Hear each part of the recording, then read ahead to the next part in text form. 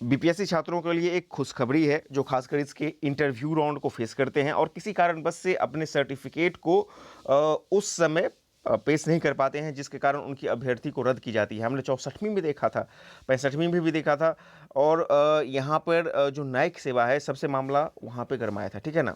और ये तो बीपीएससी की बात हो गई है। बीएसएससी भी जो है, बीएसएससी भी इस तरह की चीज़ें काफ़ी करती हैं। तो इस फैसला का असर निश्चित रूप से बिहार के आगामी भर्ती परीक्षाओं में होगा, आयोगों पर पड़ेगा। मामला क्या था, इसको आप समझिए कि ये जो न्यायिक हुआ था, 30वीं न्यायिक परीक्षा, उसमें क्या था कि कुछ कैंडिडेट जिस दिन इंटरव्यू था और डॉक्यूमेंट वेरिफिकेशन था, उस दिन ओरिजिनल डॉक्यूमेंट को नहीं दे पाए थे, जिसके कारण उनका मामला जो है, उनकी अभ्यर्थी रद्द कर दी गई थी, जबकि उनको नंबर वगैरह सब कुछ सही था। फिर ये लोग हाईकोर्ट में गए थे, हाईकोर्ट ने भी उनके विरुद्ध ही फैसला दिया, यानी कि आयोग के पक्ष में दिया। फिर ये लोग सुप्रीम कोर्ट चले गए और समझिए, चूंकि ये लोग वकील ही थे जिनका न्यायिक सेवा में भर्ती होना था, तो ऑब्वियसली वकील लोग होते हैं तो पता है कि आपको मामला को आसान से झेल लेते हैं बाहर तक। तो ये झेल गए और इन लोगों की जो है बहाली होने वाली है। सुप्रीम कोर्ट ने एक फैसला दिया है। देखिए, 8 वकीलों को न्यायिक सेवा में बहाल करने का आदेश है। सभी वांछित दस्तावेज को तय समय के भीतर पेश नहीं कर सके थे, ठीक है ना, जिस दिन काउंसलिंग वगैरह था उस दिन नहीं कर सके थे। इसके बाद बीपीएससी ने इनकी उम्मीदवारी को समाप्त कर दिया था। सुप्रीम कोर्ट ने इन छात्रों को राहत दिया है। आरव जैन, आनंद राज, ये सब उनके नाम है। यहाँ पे देख लीजिए क्या है, इसको पहले पूरा हम लोग पढ़ते हैं। सुप्रीम कोर्ट ने बिहार के 8 वकीलों को न्यायिक सेवा में उनकी वरीयता के साथ बहाल करने का आदेश दिया है। न्यायमूर्ति एस अब्दुल नजीर और न्यायमूर्ति विक्रम नाथ की खंडपीठ ने 5 अलग अलग एसएलपी एक साथ सुनवाई करने देते हुए आदेश दिया है। बिहार लोक सेवा आयोग ने इन सभी सफल छात्रों को तकनीकी आधार पर उम्मीदवारी रद्द कर दी थी। तकनीकी आधार वही है कि जिस दिन आपसे सर्टिफिकेट मांगा जाता है, जैसे अभी 66 का इंटरव्यू चल रहा है, या बीएसएससी वाले भी प्रथम इंटर स्तरीय के लिए गए थे, तो वहाँ पर भी उनका काफ़ी मुद्दा चला था, तो वो नहीं दे पाए थे, ठीक है ना। तो पीटी तथा मुख्य परीक्षा पास कर साक्षात्कार के समय कई सफल छात्र अपने मूल आचरण प्रमाण पत्र तो कुछ डिग्री जमा करने में असमर्थता जता रहे थे। एक छात्र पूर्व में बहाल विभाग का अनापत्ति प्रमाण पत्र जमा नहीं कर सका था। मतलब देखिए, ये सब चीज़ें वहाँ पर जरूरी होती है और वो सेम डेट में वो नहीं कर पाए थे। एक छात्र ने पूर्व में अपने पति के नाम जाति प्रमाण पत्र दिया था, जबकि साक्षात्कार के समय अपने पिता के नाम पर जाति प्रमाण पत्र जमा कर दिया था, ठीक है ना। तो इसी कारण से इन लोगों को अभ्यर्थी को मतलब कि बहाली से रोक दिया गया था। सभी अपने वांछित दस्तावेज को समय के भीतर आयोग के समक्ष पेश नहीं कर सके थे, जिसके बाद बिहार लोक सेवा आयोग ने इन सभी की उम्मीदवारी समाप्त कर दी थी। हाईकोर्ट ने छात्रों को नहीं मिली थी राहत। आयोग के निर्णय को छात्रों ने पटना हाईकोर्ट में चुनौती दी थी, लेकिन छात्रों को हाईकोर्ट से किसी प्रकार का राहत नहीं मिला था। थक हार कर छात्र सुप्रीम कोर्ट गए थे। उन्होंने अपना केस अधिवक्ता रमन सिंह के हवाले किया था।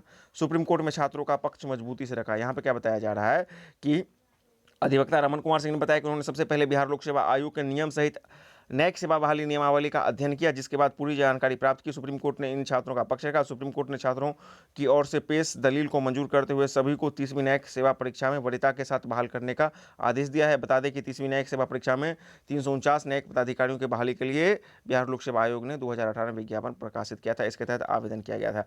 इसकी बहाली हो भी गई थी। तो अब इन 8 छात्रों को मौका मिलेगा इनके वरीयता के साथ। इनका जो रैंक होगा और इस 2 साल का जो भी गैप है, सब कुछ इनको मिलेगा बाकायदा। उसी दिन से इसका जो है काउंट किया जाएगा। तो ये बहुत महत्वपूर्ण है। और देखिए, ये फैसला हजारों छात्रों के हित में है।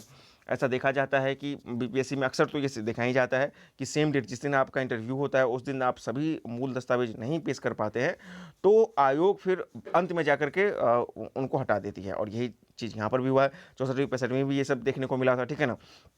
तो ये चीज़ अब निश्चित रूप से सुप्रीम कोर्ट का चूंकि आदेश होता है, और सुप्रीम कोर्ट का जो भी आदेश होता है एक अभिलेख न्यायालय की तरह भी काम करता है।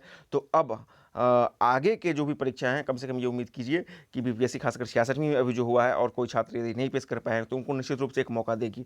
बात करते हैं बीएसएससी की। बीएसएससी में भी यदि हम एनसीएल वाले मुद्दा को छोड़ देंगे, वो तो पुराना और नया वाला है, तो ऐसा मतलब कि वहाँ पर भी देखने को मिलता है, ठीक है ना, कि आप कहीं नहीं कर पाते हैं सेम डेट में अपना चीज़ पेश, तो थोड़ी परेशानी वहाँ पर भी होती है। तो अब इस तरह की परेशानी ना हो, इस चीज़ के लिए सुप्रीम कोर्ट का ये फैसला बहुत ही नज़ीर होने वाला है। ये छात्रों के हित में है कि सोचने वाली बात भी है ना।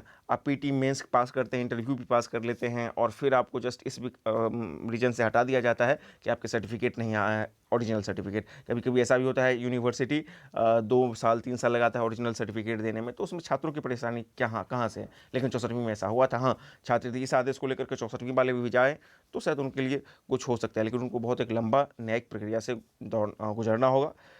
तो ये 8 वकील थे, तो इनको मौका मिला है। उम्मीद है कि बीपीएससी इसे सीख ले और इस तरह की चीज़ों में छात्रों को ज़रूर राहत दे, कम से कम एक डेट ज़रूर दे उनको किसी और दिन कि आप सेम डेट नहीं कर पाते हैं तो बाद में अपने सर्टिफिकेट पेश करें। ये बीपीएससी के संबंध में है। बात जरा कर लेते हैं 67वीं बीपीएससी पीटी की। तो 67वीं बीपीएससी की पीटी आपको सितंबर लास्ट या अक्टूबर से पहले अब होने का कोई संभावना नहीं है फिलहाल, ठीक है ना।